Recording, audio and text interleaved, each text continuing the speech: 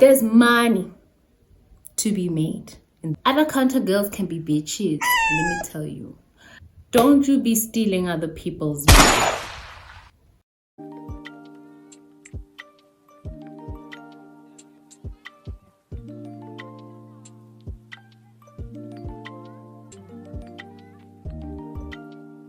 Hey queens, and welcome back to my channel. I am Noni T, here to serve you the tea, okay, about being a beauty advisor in South Africa / up counter girl, Mumzansi for sure. All right, first of all, I would love to please apologize for the chit chatter and banter outside. They're hosting a braai, and the timing is a little bit off, so here we go. And a quick disclaimer, I am not a beauty advisor anymore. I'm into corporate. This is a job that I scored when I was still awaiting graduation, and it was a total life-changing experience for me, I feel, because it contributed a lot to the person that I am today. So that's why I feel the need to share my experience. Now, what you need to start, you don't need to be a makeup artist already. You don't need to be like a fully trained makeup person yet, but it's a little bit of knowledge and love, or at least some passion for makeup is important. The brand that you'll be working for will be providing you with the training that you need in order to serve your purpose with them. You need to understand your counter, okay? It depends on the rand value of your counter. It used to be between about 40k all the way to 100 and something, 160k even, worth of a counter. That means that is just the amount of money that counter produces in a month. So that is your target. Then you know that, okay, if I'm running a 30,000 rand worth of a counter, then I need to score at least a minimum of 30,000 rand a month, and then I can start making proper money for myself other than a basic. So when you're working 50-50, this depends on the brand. If you're working 50-50, it actually means that you're working for the brand as well as the retail stores that houses the brand. So you are running a counter and you're running the till. So if you're 100%, which I was, you work solely for the brand. You only run your counter. And that doesn't solely mean that you don't get to assist other people in the shop, because I think it's good to assist everybody and approach as much people as you can in the shop, because that's how you get your customers. So even if a person walks in and they are looking for a hair product and you're working with makeup, assist them in the hair department, and then before you know it, you don't know where your next client might lie. Nudge, nudge, wink, wink. Counter girls, we need to keep our counters clean. I can't stress this enough. No paperwork on the table, no testers that are not cleaned and are just clogged with just excess product. Like, there's nothing more annoying than walking to a counter and then you want to try one of their products, and then you'll find that the tester is clumped, the tester is stale. Guys, you will lose customers. Like, that is just not a good look. That's just no. It's a big no from me. Yeah. Number 3. We're on number 3. Understand your customers. I cannot stress this enough. This is very, very important. You need to know how to identify your customers. You need to know how to retain your customers. So if I break it down, when you identify your customers, there are the different types of customers. There are people who know exactly what they want. They'll go straight into the store and they will just shoot straight for their product and dash. Like, they don't even need assistance, but they just know what they want. And then there are the people who just want to test everything out and not buy a damn thing. And then there are people who would want a full face of makeup, but they wouldn't even buy like a lip gloss. But it's very hard to distinguish. It takes some time and experience for you to be able to to gauge like what type of a customer that is, because at the end of the day you need to respect everyone. You need to show assistance and be helpful to everyone, because you can't really judge a book by its cover. Again, you don't know where your customer might lie, but you just need to be careful of people like that. Customer retention, like guys, you need to retain your customers. I don't know if retention is the right word, but yeah, please don't eat me up in the comment section. But yes, customer retention. You need to retain your customers, as in every time you finally get someone in your chair, give them like an experience that they never have. Like, give them your ultimate attention. Pay attention to detail. People like to talk. Okay, people like to talk, and let them share as much as they can about themselves, and then you need to take mental notes, or even after they leave, just write a few things down that you might remember about them, so that when you call them 2 months down the line, knowing that their products are running out and they're due for a little mini facial with you, then you can say, oh, and how are the kids, and how is this? Oh, please stop by and come get a facial, just on the house, just on me. And then before you know it, when they come back buying 3, 4, 5 more products. You know what I'm saying? So please know how to retain your customers. Make your notes. The challenges about being a beauty advisor is that you have good days, you have bad days. There's money to be made in the beauty industry. All right? There's lots of money to be made. And there's enough for everybody. Okay, let me just put it out there.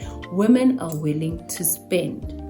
Women are willing to spend a lot of money to look younger, to look more radiant, to just to be fabulous, guys. Women are willing to spend thousands and thousands. That's when I realized that,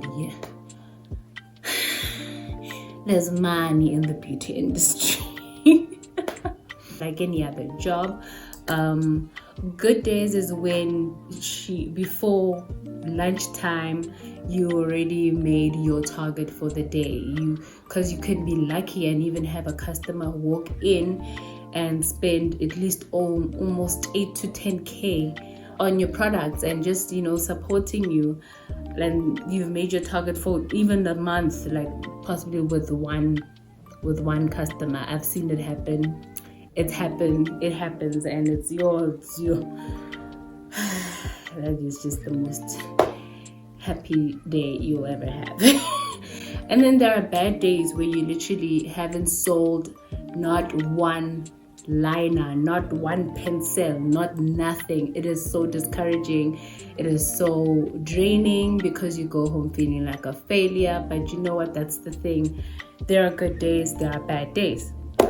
And you just need to at least push yourself and know how to dust it off and keep it going, honey, because you cannot be wallowing and crying forever. So the perks about being a beauty advisor is that it's a learning curve. Honestly, for the brand that I worked with, it was exceptional, because every time they had a workshop, I swear, I would literally come out a new woman. I'd come out a new person, because of the way they used to encourage us and the way they used to sell the product to us so that we could sell it to the public. Like, they made you fall in love with the brand. Like, even till this day, I still use some of their products, because I have sworn loyalty with them. I know their products. I love their products. It's just amazing. They even give you some of the stuff that they train you on. They give you, literally, you can get a full jar. Like, not even testers. Like, sometimes you get a full product that you can go and try at home, and just give them feedback as well about your experience with the product. And when you're selling something that when you're selling something that you have used before, I feel like you speak about it a little more passionately, and trust me, like, you can sell it to anything, like to anybody, before you know it. So it really, I love that about the company. Yeah, and it built character. I swear, with the brand that I was working with, all of the ladies that I met there on the workshops and such and the training days, they were elegant, they were eloquent, they were beautiful, they were friendly. Like, I swear they produced, like, they made sure that we all come out the same girl. Like, but then there was just a very beautiful feminine energy that went around, and it was just I loved it so much. Like, I enjoyed that space because we got to share beauty tips, we got to share experiences, and it was just, yeah, I loved it very much. And the tea. The crappy thing about being a counter girl, honestly, is your competitors. Like, guys, at the end of the day, it's business. It's a dog eat dog world. It's very cutthroat. As much as beauty is all like, oh, beautiful, oh, women empowerment and whatnot, other counter girls can be bitches, let me tell you. Like, they can be mean, they can steal customers. Yes, there's such a thing as stealing customers. I swear, on your day off, if you dare take a day off, and you have to take a day off, just know that this girl at that other counter is gonna spot one of your regular clients and walk up to your counter and talk them out of buying your products. Like, yes, it's that deep. And before you know it, you see that lady again. Oh, and how's it going with that serum? And then she's like, oh no, I moved on to this one. And it's like,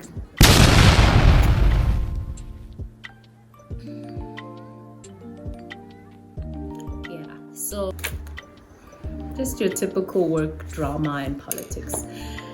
And then, guys, there are these women, these lovely women who shop around with their husbands, and then the husbands would make a pass at you, or even worse, come and shop, buy nice products, all nice products for the wife, and then later come back and offer you lunch and other stuff. Don't you be stealing other people's men. Okay, like, as much as you're not the one who approaches them and they're the married ones and they should know better, don't entertain them. Like, don't even give them that satisfaction. Like, don't even give them that time of day, because at the end of the day, you don't want a married woman coming to your counter, calling you out, literally making you do your rounds on social media because you couldn't hold it together. You couldn't have your self-control, and you forgot why you're even there. You understand? It's very it's distasteful. It's not a good look. It's embarrassing, to say the least. So avoid it at all costs.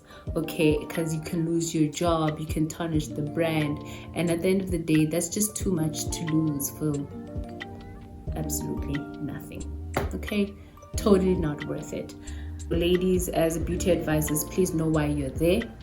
Please make sure that you're there to do your job, okay, and leave other people's alone. Okay, but yes, just try your best to be professional. Like, just try your best to just remember why you're there and do your best to avoid that type of situation and that sort of drama. You really don't need that. We're here to make this bread, honey. Okay, ladies, it's very important to look clean at all times. Makeup is uniform. I used to love that about my job because it literally would force you to actually try to actually want to look good and smell good every single day. Like, it is just I don't know, like that's one of the things that I've adopted for myself. Like, you know, you have your days when you really don't want to wear makeup, when you really don't want, but I swear, when you look good, you feel good, you do good. You understand what I'm saying? Like, it literally enhances your performance, it enhances your day, like everything. Just that's just a good start. So please, clean girls, they have clean girl makeup, minimal makeup, with the products that you are working with your brand, so that you know how to sell it to people. Because you'd sometimes bump into people right there in the mall on your lunch break, and they'd be like, I love your foundation, like it is so flawless, which foundation you use? And even if I know damn well that I'm not using their foundation that for the brand I'm working with, I will sing it. I will say, I am wearing my brand, like this is what I am selling. You need to come to my counter and let me show you.